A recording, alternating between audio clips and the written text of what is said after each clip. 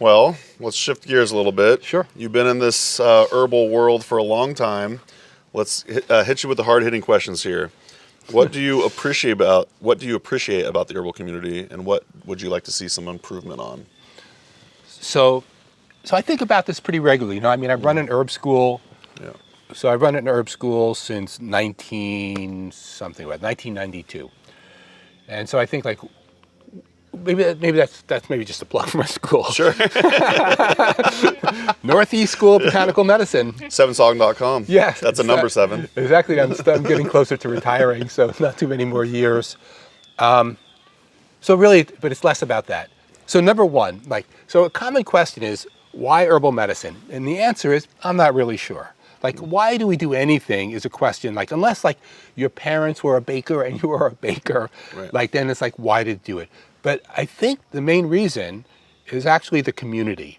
So I need supportive community. I never would have said this in my early 20s or whatever until some years ago when I thought about like, what do I really like about it? And I think the herbal community tends to be on the kind side, but the quirky side, often thoughtful. And so when I go to something like this, like I get overwhelmed with a lot of people around me, sure. But it's still like good people to feel overwhelmed around. Like right. I could probably just say that because I've been in other situations where it just feels tight and talking to people feels very struggling. Yeah. And I would say the herbal community, I mean, you would know this well because, you interview people and just meet a lot of people. Yeah. But I think the thing that I like most about the herbal community is the community. And I've just been, it's just been a lot of years. And so, I mean, coming from like a street urchin-y, meaning a brat background and, having this group of people that help support me intellectually but also not try to get confined into like, into a square person in a square hole. It doesn't make sense, whatever a square hole is called. So that's I think what I appreciate the most. And here's the crazy shit. So I'm a high school dropout. Like I left high school at 15. I had to go to a special school because I dropped out too early. I'm terrible at school. Like I don't test well. I'm not so good with authority figures. And so I left school real early and I didn't do anything good. Like sometimes I'll meet, like there's somebody here I met who dropped out of high school and then like did great stuff. I didn't. I just dropped out and didn't do anything particularly good at all. And so I think the surprise to many people is that I became a teacher who runs their own school. But that actually makes sense because I like learning. I just don't do good in a confined environment. Yeah. So, and in the United States in particular, the herb schools really vary a lot, like as far as like who your teacher is, because freedom of speech. So I am not moving into a patriotic moment here, but freedom of speech is something that is allowed to be done here. You can say almost everything that's not inciting riots. Yeah. And even there, if you watch the news, that gets tricky.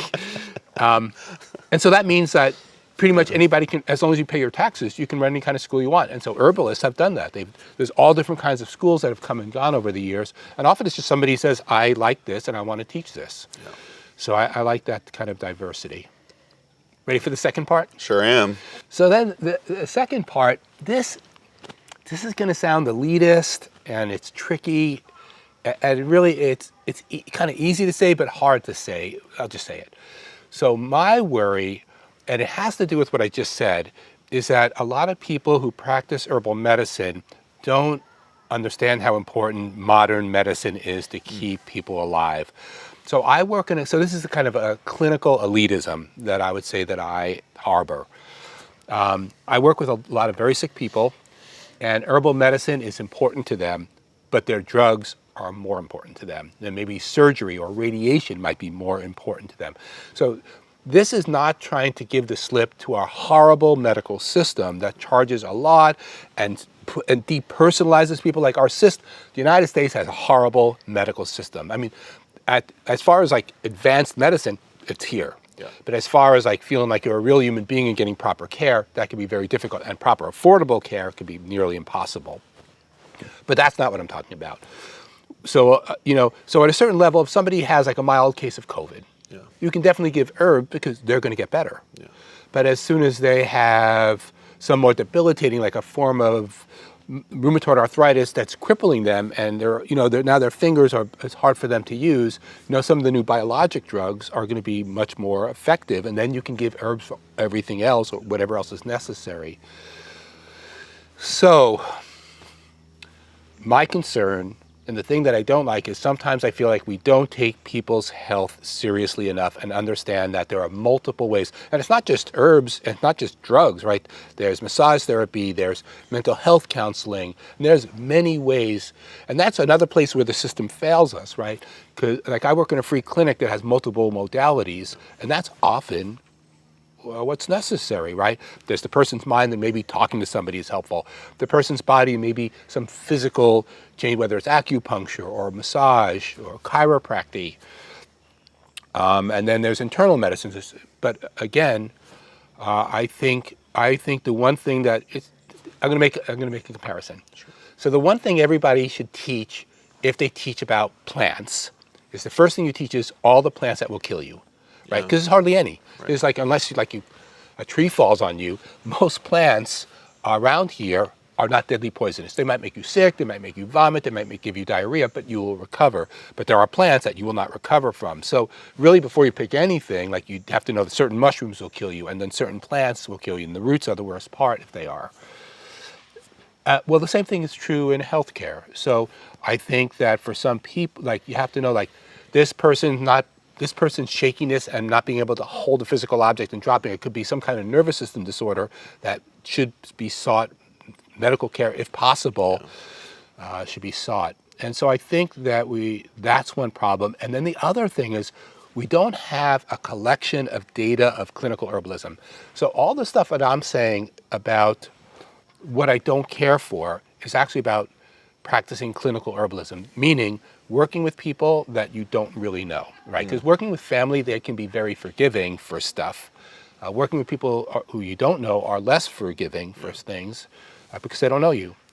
And so I don't really know what to do about that, but I think there's some classes here actually focused on clinical. It's really just critical thinking. Yeah.